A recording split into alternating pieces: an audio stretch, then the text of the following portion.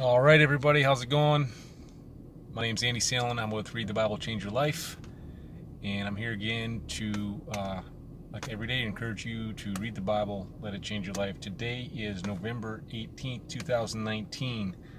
This is episode 52 of Read the Bible, Change Your Life. Today we're in Exodus 26 through 30, of chapters of 26 through 30. And I also am encouraging everyone to do the 40-day mental cleanse. It's 40 days, no radio, no TV, no video games, no news. Just, limit your social media. Just really focusing in on reading the Bible. You'll be surprised how much time you have when you shut off all those things, all those external things that are not, they're not feeding you positively.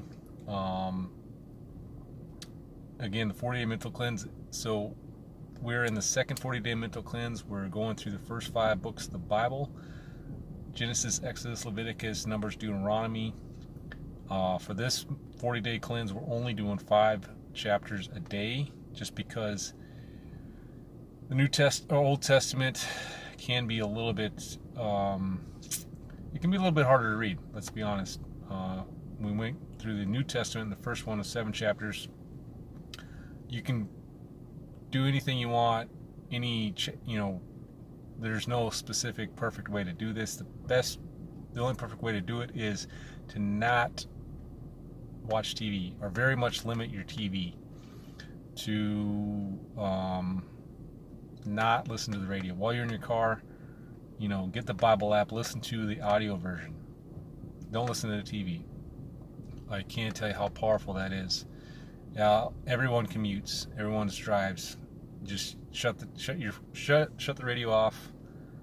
Like I do, I drive around all day. I keep the radio off, listen to the Bible, I listen to books, constantly trying to build myself up, trying to and better myself, better my life. And listen to the radio, watch the TV. It's not empowering you. It's not gonna get you where you want to be. Let's just put it that way.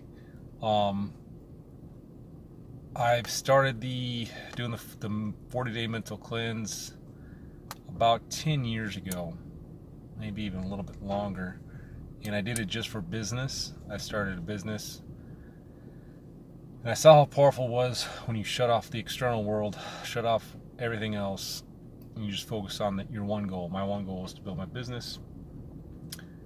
I found success, and of course, what happens when you find success in business, you realize that there's a lot more to life to that. So, because they'll never fulfill you, only pursuing Jesus and your relationship with Jesus is the one thing in your life that's going to fulfill you.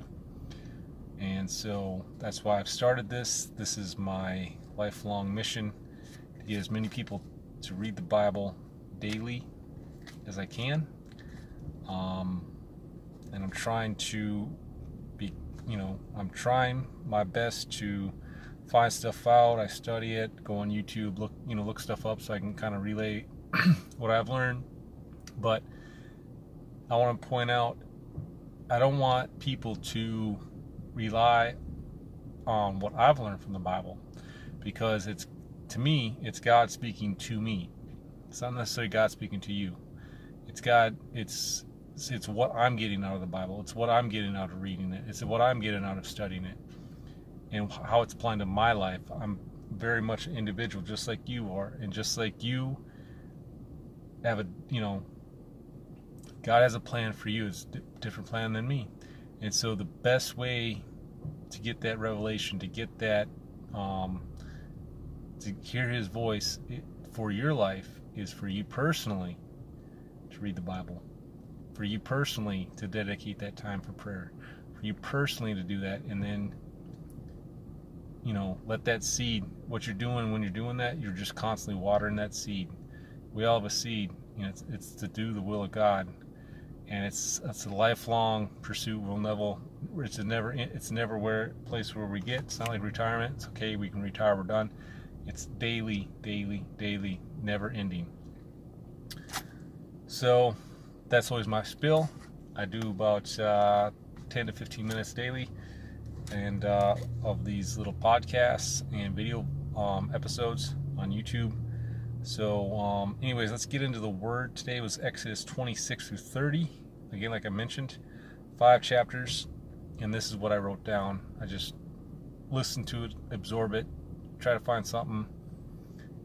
It's a good way to read the Bible is, why is this in the Bible? What is God trying to tell me? And this is what I got of it. You could get something completely different. Nothing wrong with that. It's just, the main thing is to get into the Word. All right, so Exodus chapters 26 through 30. All right, so just a little bit of backdrop. We went through Genesis, the beginning of the world. Exodus, it's the story of the Israelites, how they rose up in Egypt, and Moses becomes their leader, and Moses leads them out of Egypt, and now they're kind of becoming a nation. It's kind of showing up how everything's being set up for them as an Israelite nation. So this is what I wrote down. Not going to lie, this was one of the hardest 5 chapters to get through. And it is basically 5 chapters of very, very detailed explanations of how God wanted the temple to be built, and followed by all the requirements for Aaron, Moses' brother, and all the priestly duties for every day. But this is what it made me think of. This is what it made me think. God always has a plan. Always. Just let's back this up. God chose Abraham to be the father of his nation. Abraham and his offspring were nomads, farmers, and herdsmen. But God had a plan. He knew that what they had to learn to become a great nation. What happened next? They ended up in Egypt, and the Israelites spent 400 years in slavery in Egypt, where they learned every type of craft known to humans at that time. Moses, the leader of the Israelites, he was given great schooling in Egypt. All this led to the Israelites being well equipped to start and thrive as a new nation. How else would a bunch of nomads be able to build a temple and an Ark of the Covenant, and do so to God's standards? It just makes you think. Sometimes in life, we have to go through some things that are wrong, some things that we don't like, some things that definitely aren't fair, definitely it's just not right. Such as the Israelites being in slavery. But it set them up. God had a plan. So this is my encouragement for you today. Keep grinding. Keep serving. Keep serving Jesus. And you just don't know what God has set up for you. You just don't know. So just keep going. We don't know what tomorrow brings. We don't know what the trouble we went through today, the lesson we learned, is going to benefit us tomorrow. We just don't know. So keep the faith, keep going, keep grinding, and read the Bible, change your life. I just want to end it like I always do. You have a creator, you have a purpose, you're here for a reason, and you are loved. All right, signing off for tonight. We'll see you tomorrow.